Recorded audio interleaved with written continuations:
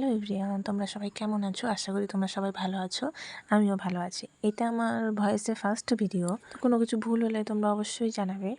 তো হঠাৎ করে বরের আবদার ফ্রাইড রাইস এবং চিকেন কষা খাবে, তার জন্য দেখো চিকেনই আয়োজন চলছে।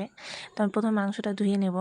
আর আকাশটা এত পরিমাণ খারাপ করেছে যে বলার মতো না, যখন তখন ঝড় উঠে আসবে।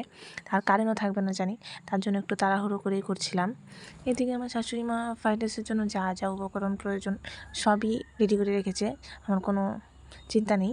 আর চালটা আমি বিকালেই ভিজিয়ে রেখেছিলাম, আর কিশমিশটা ভিজিয়ে রেখেছিলাম। এদিকে আমি মশলাটাও করে নিয়েছি, কারণ কারেন্ট চলে গেলে আবার বড্ড সমস্যার মধ্যে পড়তে হবে, বেটে করতে হবে। তার জন্য আমি তাড়াহুড়ো করে সবার আগে মশলাটাই করে নিচ্ছিলাম।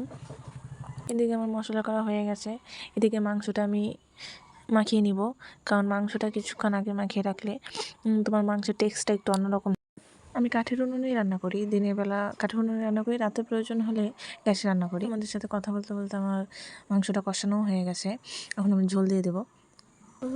তোমরা হয়তো বলতে পারো যে আমি চিকেন কষা বললাম অথচ ঝোল কেন?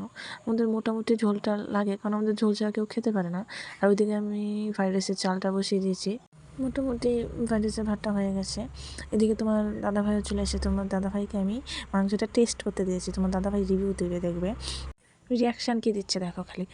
এদিকে বিনস আমি ভেজে নিয়েছি, এদিকে এক এক করে আমি যা যা ফ্রাইড রাইসের জন্য প্রয়োজন সব ভেজে নিয়েছি। এদিকে আমার ফ্রাইড রাইস মোটামুটি রেডি। হ্যাঁ, তোমরা সবাই বলবে হয়তো আমার একটু ভয়েস দিতে প্রথমবার একটু সমস্যা হচ্ছে, তোমরা একটু টেস্ট করে নিলাম যে কেমন হয়েছে। তো ভিডিওটা এখানেই শেষ করছি, কেমন হয়েছে তোমরা অবশ্যই বলবে।